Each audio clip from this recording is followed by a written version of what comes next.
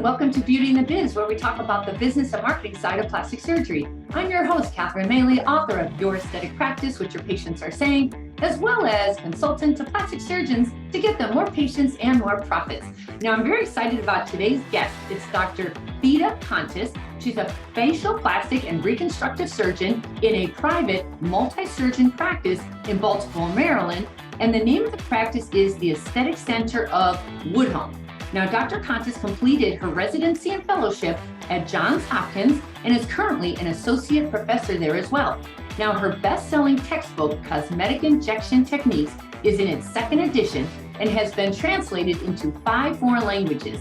She's also authored numerous, and I repeat, numerous research and review articles, book chapters, editorials, as well as conducts research clinical trials.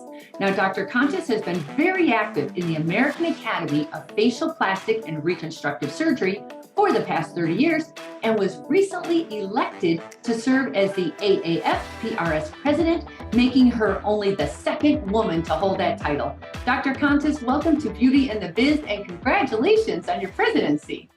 Thank you so much, Catherine, and thank you for inviting me. It's quite an honor. Absolutely. Let's just talk about that for a minute, because I didn't realize you were the president right this minute. I thought it was you were still president-elect. I'm sorry. So how busy are you juggling that, plus your practice, plus your family? How's it going?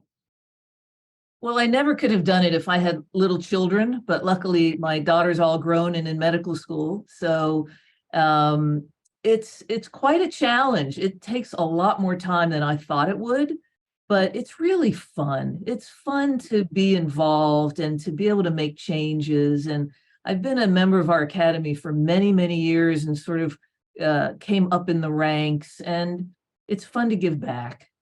Good for you. I mean, that's putting a lot on your plate. Is there a lot of travel involved, or nowadays is it more Zoom?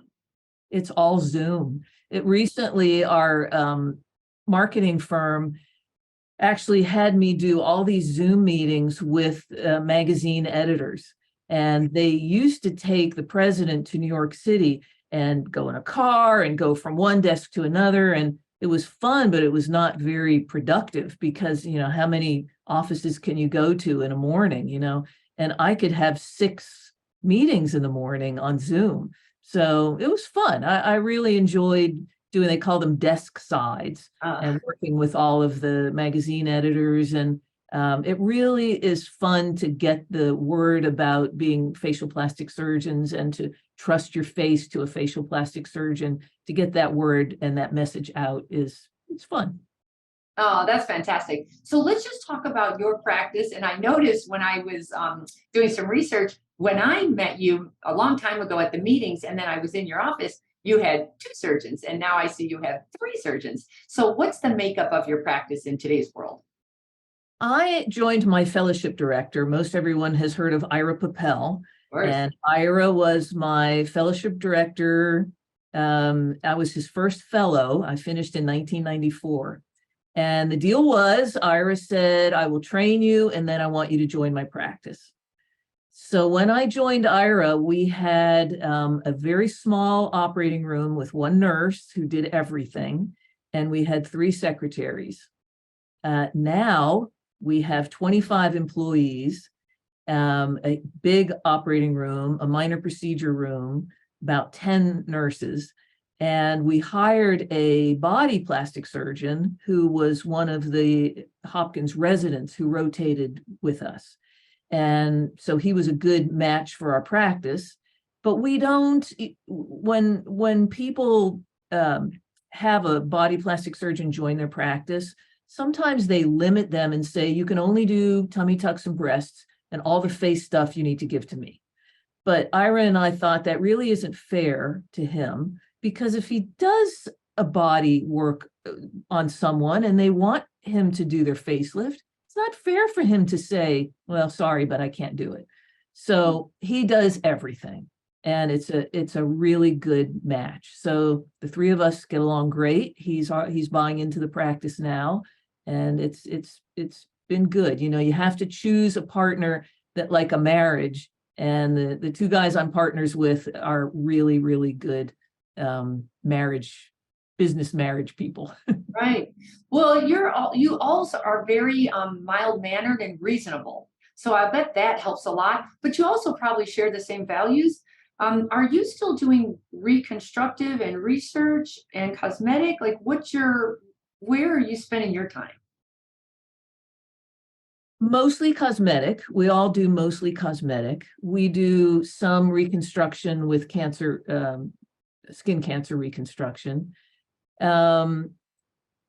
And the research bit sort of comes and goes. It depends if there's a project that that we're asked to participate in, we'll do that. We have a great coordinator. It's so important to have somebody who just takes over, like you always say, someone who you don't have to think about.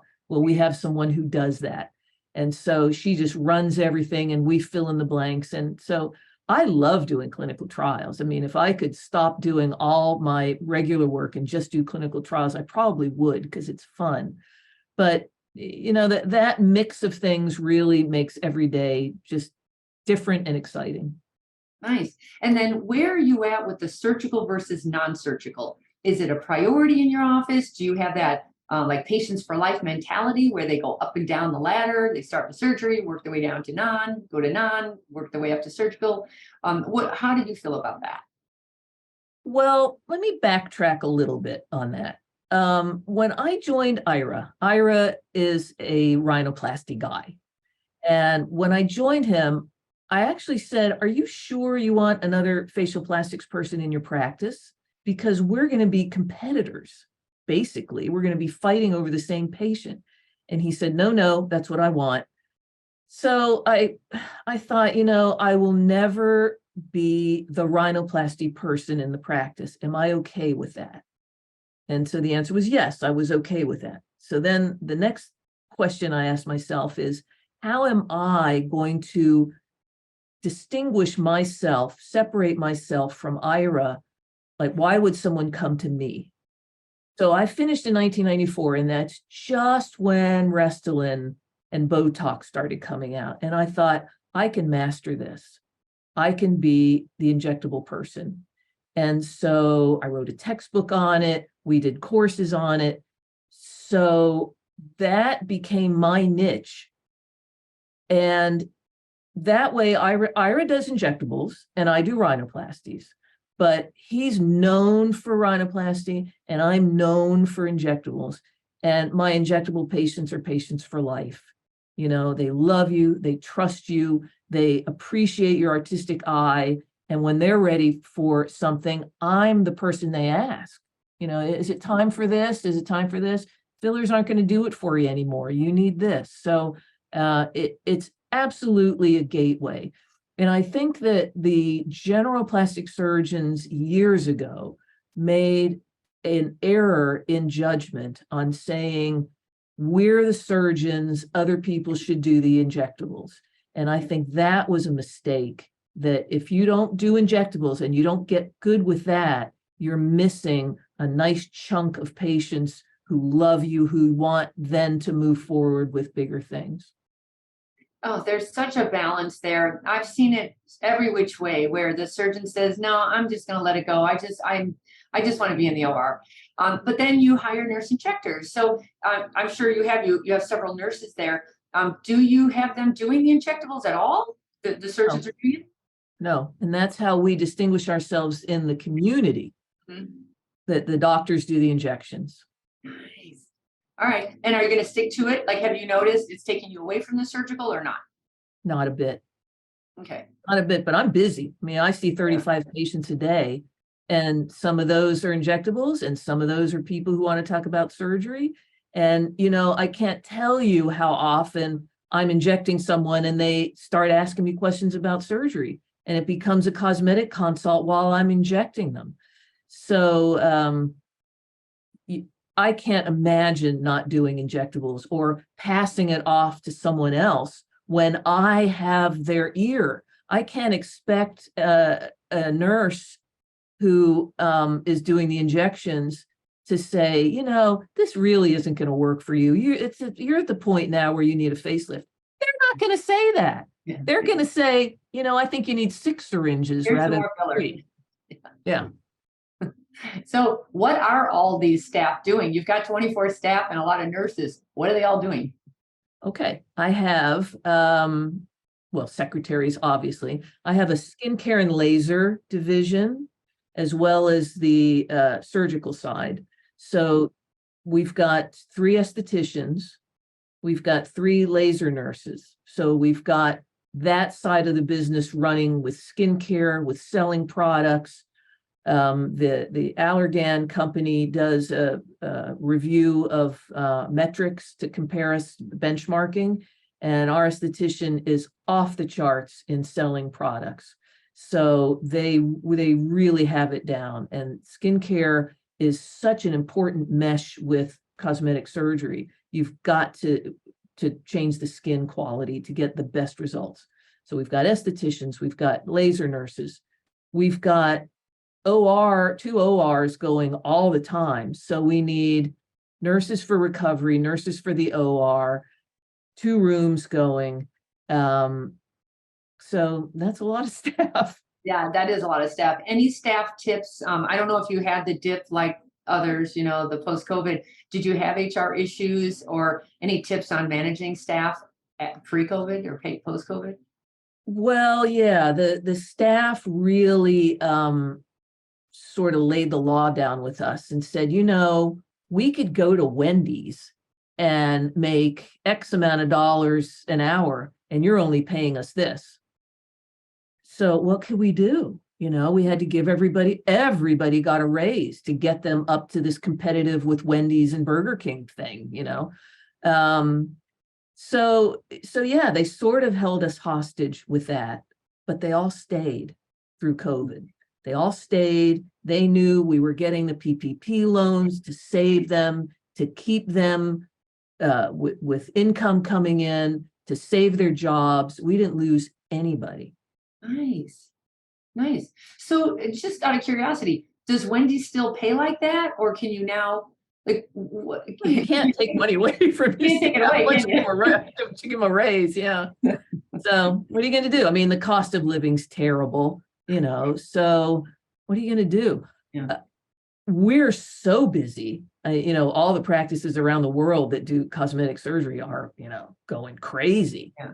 So, it wasn't a hardship for us to give them a raise, and probably it was the right thing to do. One thing I have learned, or I keep hearing, the staff will not work at overdrive for very long. They need fun, they need acknowledgement, they need recognition, but they can't live in a pressure cooker every day. Do you feel that, or is that the feedback you get, or how do you keep it at least calm, in the middle of a storm when you're so busy? Well, we fired the one that was the pressure cooker, actually. Good for you. And that was the mistake, hire slow, fire fast. Well, we fired slow, which is a bit of a problem. But there's always a disruptor. There's always something that everybody's upset about. And it was that one person. And we knew it, but this person was very productive. And, sometimes they hold you hostage because they're such good workers. It's like, we don't want to let them go because they're so good, but they're driving the rest of the staff away. So after a few people leave and you realize that this is just not going to work, they've got to go. And so once you get rid of that person, then everybody's happy. And the doctors set the tone. And they know, our staff knows that they're appreciated. They know that they're valued. And we treat them with respect. And so I don't think there's anybody in our office who doesn't want to come to work in the morning. Very nice. Talking about that, I've even been with practices where it was the office manager who was the drama queen, and just 80% of the staff left before the surgeon did something about it. And it's just so easy for me on the outside to say, get rid of her. But on the inside, you have so many uncertainties about it, fear about it. losing somebody who's productive, but doesn't it always happen? The minute they're gone, you hear the feedback. Oh my God, why didn't we do this sooner? Oh, I should have done this. I mean, this has been fantastic. It just, I don't know what the right answer is, except when your gut is telling you that something's not right. I would say just address it sooner rather than later. We all tend to have employees that we think are not replaceable. Right. But they are. And that is part of the issue, that we think, how can we let this person go? They do everything. Well, they're replaceable. Yeah. I would say, though, one of the biggest errors is not getting that employee's intellectual property down on paper. If they know everything, and they set themselves up for that, by the way, they need to be irreplaceable in their own minds because it gives them safety. We've all had that employee. God knows I've had it too. And that person becomes so, she can't even be sick for a day. You're like, oh my God, what would I do? I fall apart. And then you don't, when it happens, because then it's gonna blindside you. So I have learned, get all this on paper, get it in videos, get SOPs, standard operating procedures, get checklists.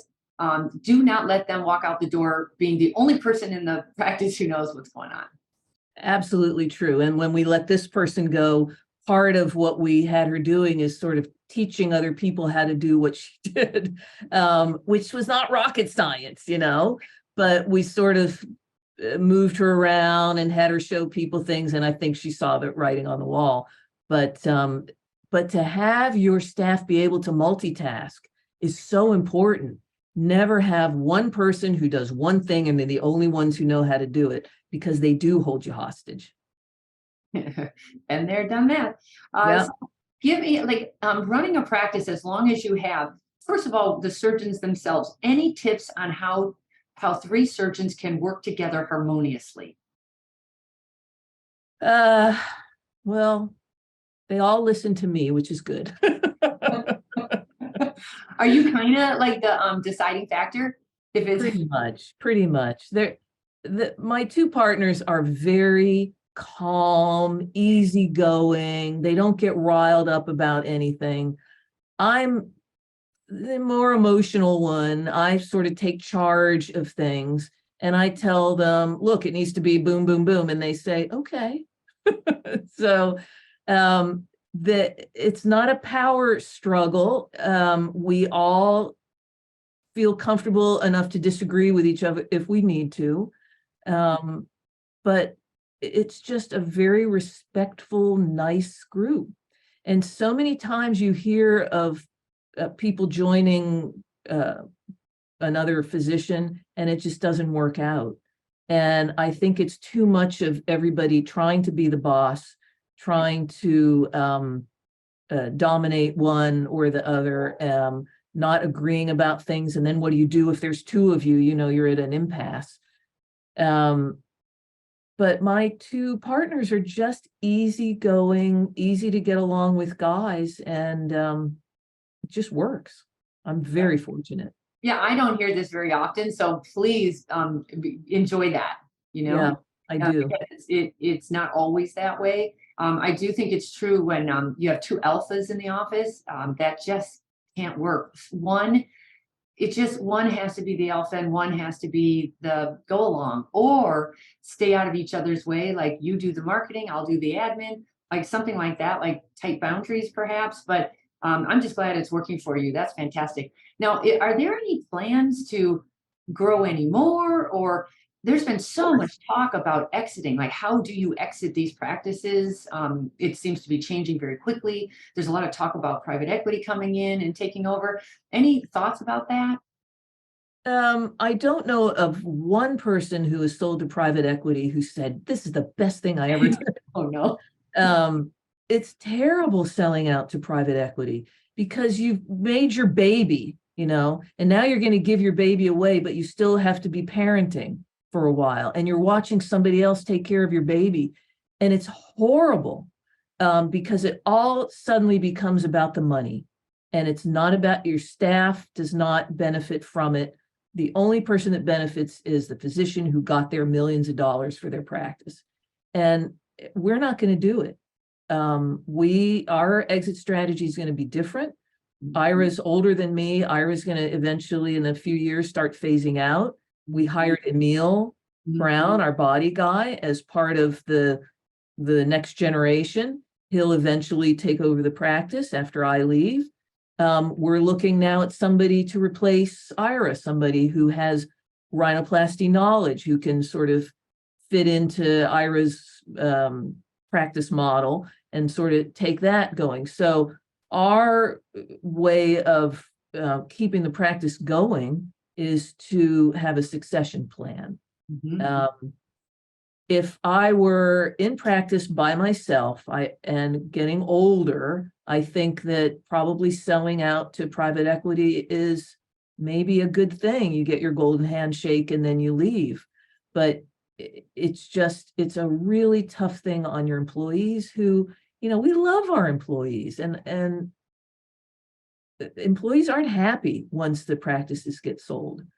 So it's people can do it either way, but I like the way that we've chosen. I'm not going to make millions and millions like I could selling out my practice, but I feel better about it. The one thing that I find interesting with the private equity is they'll consolidate some of the tasks that you don't want to do, like HR, benefits, contractual agreements. They can pool the resources and get you a better rate on, the cost of goods. That part I find interesting. It's the part when the people get involved and who controls the shots, like all of a sudden now the staff, who does the staff work for? the surgeon or the private equity group, or that part gets a little fuzzy, but it's really exploding. Like it's all I'm hearing about right now. So I don't have an opinion on it yet. I don't know enough about it. All I know is the more people, the more cooks in the kitchen, the more complicated it gets. And I don't know, can you lose complete control over it, or can you still have because one of the things about surgeons, you're in private practice for a reason. Otherwise you'd be in the university still, Yeah. So then to take that away and say, okay, I'm just going to work for you now. I think that's more difficult said than done. If you've been running your own show, I don't know. I'm telling you, Catherine, find the people that are happy they sold out. Okay. They're going to be hard to find. I predict that. Okay, that's really interesting. Okay, I'm taking a poll. I'm taking a silent poll now, an informal poll of, is this a good idea or not? Because I feel like some of this makes sense, but then what's the other side of it? That I don't know yet. I don't have an opinion yet. So I have several dermatology friends have sold out. Okay, yes. One of them said that all of a sudden there was a new practitioner in her office, working with her, never met her, didn't know anything about her. I don't know if she liked her or not, but all of a sudden they hired somebody and now she's working side by side with this new person because she has to work in her office a couple years before she's out. Yes. Another staff member in another practice said to a patient, "Oh, Dr. So-and-so, she's not the boss anymore. Oh, We don't work for her. We work for so-and-so company." And you could tell that they were really bitter about it. So patient care goes down. And, we pride ourselves with patient satisfaction and the things we do to coddle our patients. That's not coddling. So I don't know. I think it's a bad idea. Right. I do know a Mohs surgeon, and he was pretty burnt out. He was running a big operation and he was more than willing to let the reins go. So in his case, he's like, yeah, I'm still on board, but I just do my surgery and leave. I'm not involved anymore. But I think he was at that point, as you do when you get older, you're like, I don't know how much fight I have left in me, So I think you have to really watch the variables of this, and you have to know yourself. Are you going to be okay working for someone else? Are you going to be okay when your staff looks at you like, what'd you do? What happened here? Right. And the part I worry about, the staff saying, I don't work for you anymore. Like what the heck? Like that, that's not a good culture. But you lose autonomy. Like you said, we go into this to have our own practice, to have autonomy. Right. So your Mohs surgeon may lose his Mohs tech and they'll say, sorry, we're going to hire so-and-so to do your tech. Well, they're not any good. they're not doing a good job. I'm not happy with them. Well, sorry, that's what you get, you know. And then, you know, it's like working at an academic center. You have no say over what you do. Full circle. Yeah. Yeah. All right, let's talk about the more fun stuff, and that's the marketing. I want to congratulate you on the incredible outside signage you happen to get approved on your building. You cannot drive by your place without seeing that. How did you make, nowhere else can somebody have big signage like that on the outside of their building. So how did you manage that? Well, I love to negotiate. Okay. I took a course and learned negotiating, and I love it. And I buy all the cars in the family because I love negotiating. So when we went into our building, which was 20 years ago, they did not allow any signage on the building. Yep. So we had a 10-year lease. So the urologists moved in above us about maybe 7 years into our lease and put a big sign up, Chesapeake Urology. It's like, wait a minute. Now it looks like we're working in the Chesapeake Urology building, and I did not like that. So when our lease renewal came up at 10 years, I said, you know, we want to sign up too. And they said, well, Chesapeake has the whole floor. I said, well, we're taking over this other suite next door for our skincare and laser side. I said, that's basically the whole floor. They said, all right. So we used the build out money that they gave us to buy the sign. So it cost us nothing. So then when Dr. Brown joined us, we needed a bigger sign because there's 3 names now, not 2. So now we're much bigger than Chesapeake Urology. So it's wonderful. And you got your names on there too. Names on the building. Yeah. You are like celebrities. You're local celebrities at this point. Yeah. People say you can't drive by without seeing our names. So that's good. Aren't you on like a major thoroughfare? Yeah, it's in a big shopping area. There's a lot of traffic going around. A lot of traffic, yeah. Oh, that's fantastic. Let's talk about the patients for a second. What difference do you see now in patients, cosmetic patients, that you didn't see before, and how are you handling that? Like their tastes and demeanor, or how they work with you. Talk about negotiating. Having the negotiation skills is probably brilliant in today's world. Well, it is. It does help.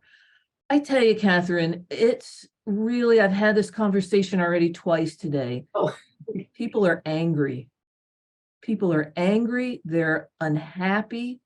They, you know, in 9/11, when 9/11 happened, we all bonded together. Everyone was nice to each other. Everyone was you do anything you can to help someone else. COVID pushed us all away from each other. Like, don't stand next to me. You could infect me. And we were away from each other for so long. People have forgotten how to be nice to each other. So there's this undercurrent of anger and unhappiness with an overlay of social media telling everyone they have to be perfect. So throw all that into the person that's sitting in our exam chair. You've got someone who wants a perfect result, who's already angry. And it's really, I find the patients today very difficult to deal with. I saw a rhinoplasty patient, like, took their splint off, and they said, when do I get my revision? Oh my God. So I'm entitled to a revision and I'm ready for it. It's mind-boggling. I've had all these 1-star reviews recently. Either I've become suddenly a horrible doctor. I got one that the patient wrote that 17 years ago they had surgery with me and the staff was rude to them and they were unhappy with their results.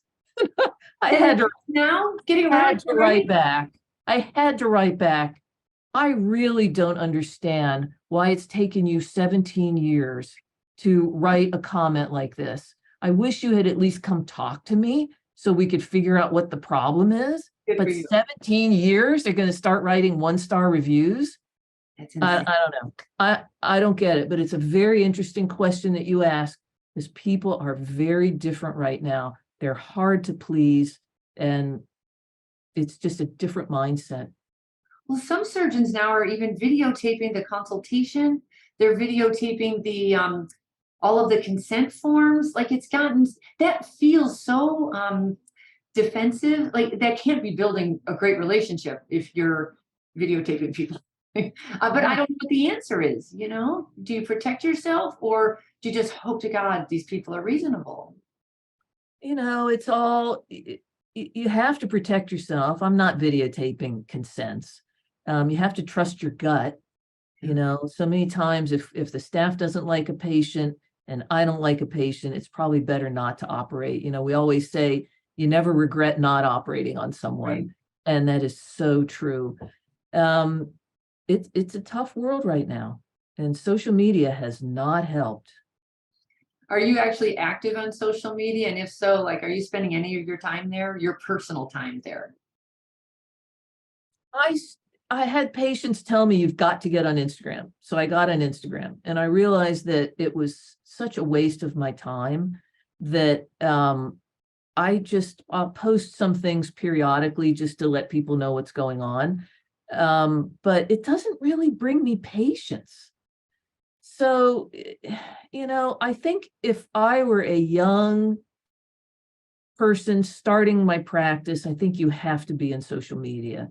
But I think somebody who's, you know, I've sort of peaked in my practice, I don't think I need social media at this point. I'm with you. I know I'm older, so it's not that I don't care. It's that I don't care enough to spend my time doing it. So I have my staff work around me to get it done. And I would say that for some surgeons, they have embraced it wholeheartedly. And it does attract patients because they have the right attitude. Like they want to do it, they enjoy it, they like it. Right. But I would say if your heart's not into it, there has to be a better way for you to spend your time than I don't even go on there. I'm not allowed to go on there. I'm one of those ACD or OCD or whatever the heck they're called. Oh, is that right? Oh my God, 30 minutes, I'm gone for 30 minutes. I don't even know what happened around me. And I just think this is not a good use of my time. It's not good for my mental health. So I stay away from it, but I see how it can help. Rhinoplasty though, I would just say, generally speaking, they're the toughest patients already. Gosh, to add social media to that as well. I don't know. Do you do a lot of revision rhino? Because a lot of surgeons don't even do the revision rhino anymore. And then some do it, but they charge a whole lot for it. But it's a lot more risk there. So what are your thoughts about that? Well, you know, you tell a rhinoplasty patient, I tell them there's no such thing as a perfect rhinoplasty. Do they hear you when you say that? I was just going to say it goes in one ear and out the other. And then post-op, you say, remember, I told you there's no such thing as a perfect rhinoplasty. I had my nose done. I can tell you 6 things wrong with it, but it's better. They don't want to hear that. So, you know, sometimes a little bit of filler in a rhinoplasty patient can just make a good rhinoplasty a great rhinoplasty. So I do offer that to people sometimes. I do revision rhinoplasties on patients who've had rhinoplasty elsewhere. I do revision rhinoplasty on my own patients when they're not happy. What are you going to do? You know, most of the time we try to do it under local so that it's not a huge financial loss. But some people need anesthesia. So at least most of the time you can get them to pay the anesthesia. But, you know, sometimes they're so angry. That's the last thing you need to do. So you eat that cost. So, you know, sometimes you lose money doing rhinoplasty surgery. So it's a tough surgery and a tough practice to have. I can't say I have to revise eyelids or facelifts or, you know, fat augs very often, but boy, rhinoplasty, I mean, there's a standard revision rate that people just, they want perfection and they want it more now than they used to. For sure. I had a rhino and I was super happy with mine, but as I've gotten older, the scar under my nose started showing more. And I thought, this never ends, this damn aging process. My face is just constantly shifting. But then, so then I goes to my laser people and I say, can you just laser this darn thing? And psychologically, I feel a lot better. I think that's what a lot of times the patient, they just want you to do something. Exactly. So, yeah, that's my little tip there. And that's the nice thing about fillers. Because they say, every time I look in the mirror, I just see this. Well, we'll put a little filler there. Now you don't see it. Oh, yeah, it's better. So what's your theory about patient retention? Are you into the one and done or patient for life? What's your feeling on that? Patient for life. Patient for life. Absolutely. It's a silly thing to one and done because they love you and they trust you. And so they're going to keep coming back. And I mean, that was the beauty of Botox, is that they had to keep coming back, So that's why you have to have, in my mind, you have to have a filler practice to have people coming back. And as they age, they need more filler, and then they're going to need surgery. And if you want to have an aging face practice, that's the way to do it. And then they are happy and their friends come in. All my new patients give me names of 2 or 3 people that I've operated on who say, I really like how so-and-so looks. That's why I'm here. So that's how you grow your practice. I call that the long tail patient. The aging face is just a beautiful patient retention strategy because she has other friends just like her who need your services.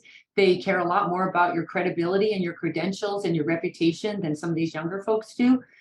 They're just more financially, secure, and they're more reasonable, it seems. Absolutely. So they're the ones who, but they're the ones who typically will return, refer, review, approve your photos. How are you feeling about the before and after photos? I'm also doing an impersonal study on this one. How do you get patients to approve their before and after photos? Do you ask yourself? Do you have the staff ask? Do you hope they just offer? Okay, so this is my routine. Okay. When we do consent for surgery, I ask them if I can show their pictures to other patients, yes or no. And if I can put them on the internet, yes or no. And we circle it and they initial it. And so now I have a record of it. Sometimes they'll say, well, just my eyes, if you're doing my lids, or, don't show my whole face. Okay, fine. Then after 6 to 8 weeks after surgery, we do their after pictures. And I print them up and give them their after pictures. Nice. And I give it to them on photographic paper in an envelope, and stapled to the outside of the envelope is a letter from me thanking them for trusting me with their surgery and saying, by the way, if you're happy, please write a review, because I'll bet you read reviews about me before you came to me. And maybe 1% of people write reviews, but it does help because they're happy. Now, if their results aren't that good, obviously I don't ask them to write a review, or if they're mad or something, but most of the time I ask someone for a review. Some of the time they write a review, but giving them their pictures is huge because I don't just hand it to them. I say, now look here, see how you had this hooding here, see how that's better. See how your eyelids are more symmetric and your brow now is above your bone. You look brighter. Let me hold your picture far away. See how your eyes look bigger?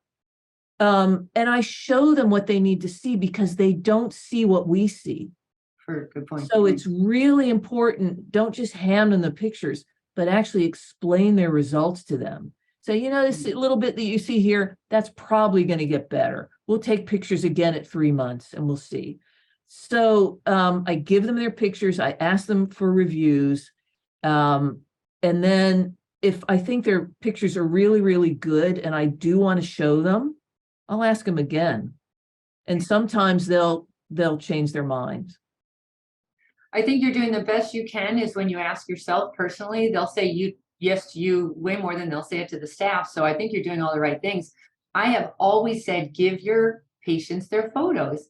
They need their photos. They want them. They're going to show them. Even somebody who is absolutely private, they will still show them to at least 3 of their favorite people.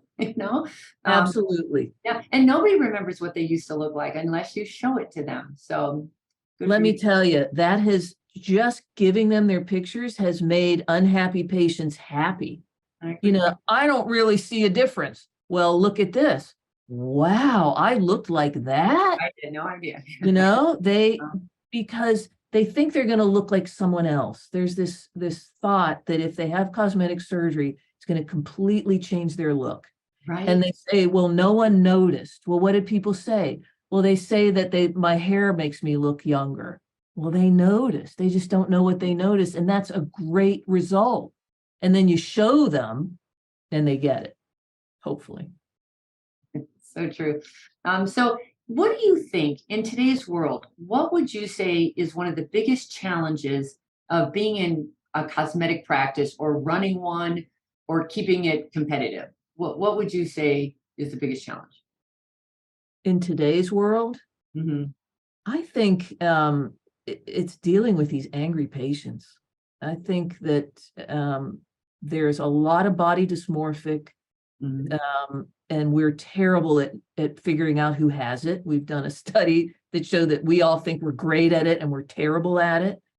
I think there's a lot more psychopathology, and we have to be really, really careful with treating our patients, because they will sometimes threaten you with bad reviews. If you don't give me my money back, I'm writing a bad review.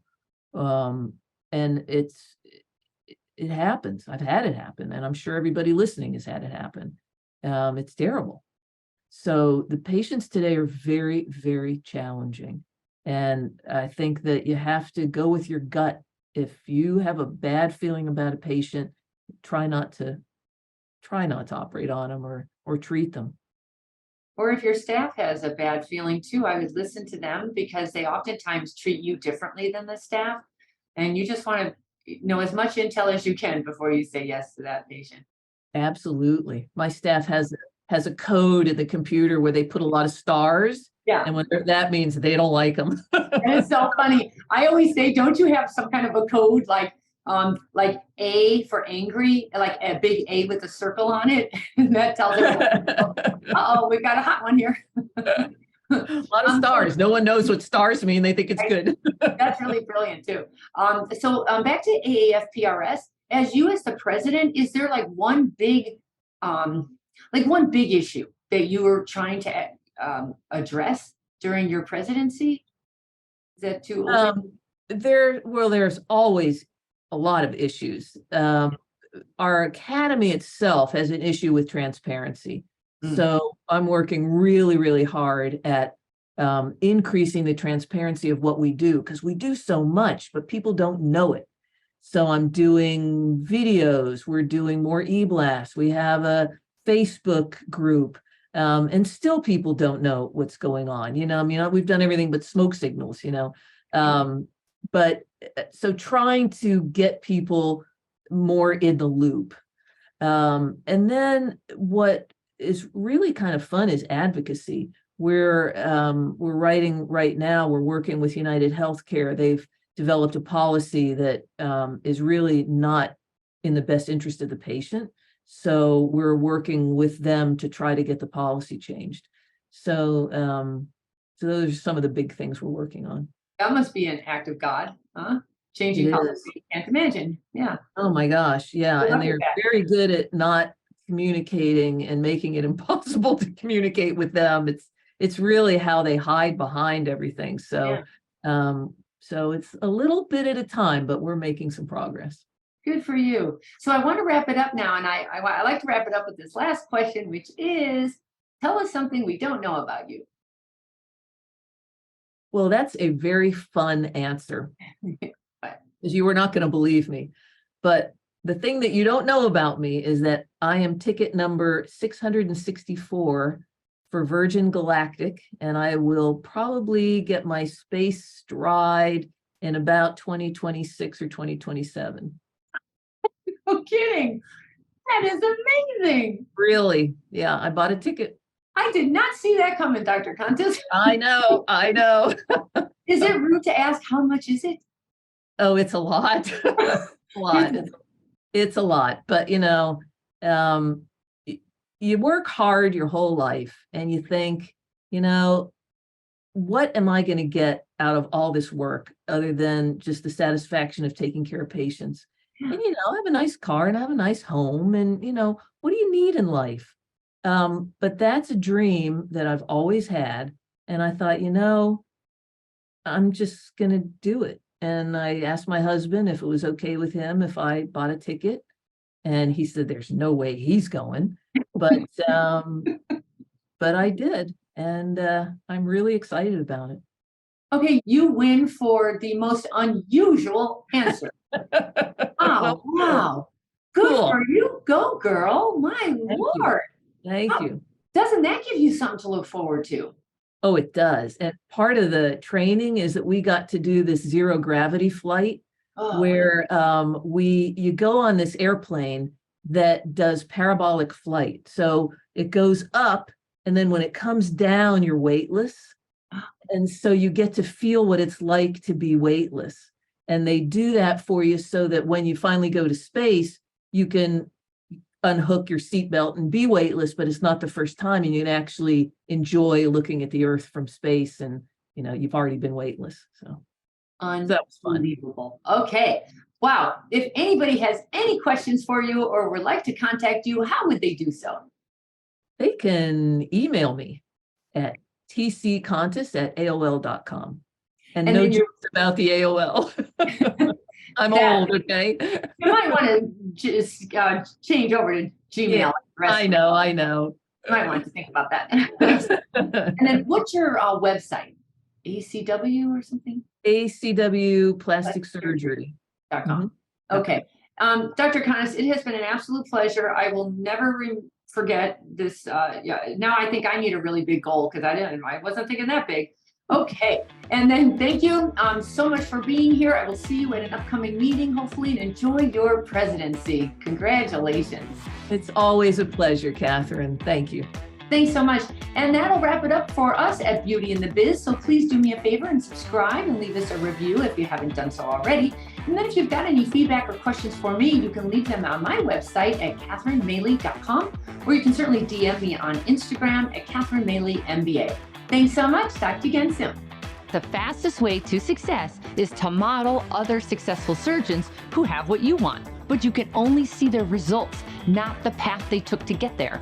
So you continue to jump from one thing to another, hoping to find something that will work for you too. But it rarely does. So try this shortcut instead. It's guaranteed to move you forward.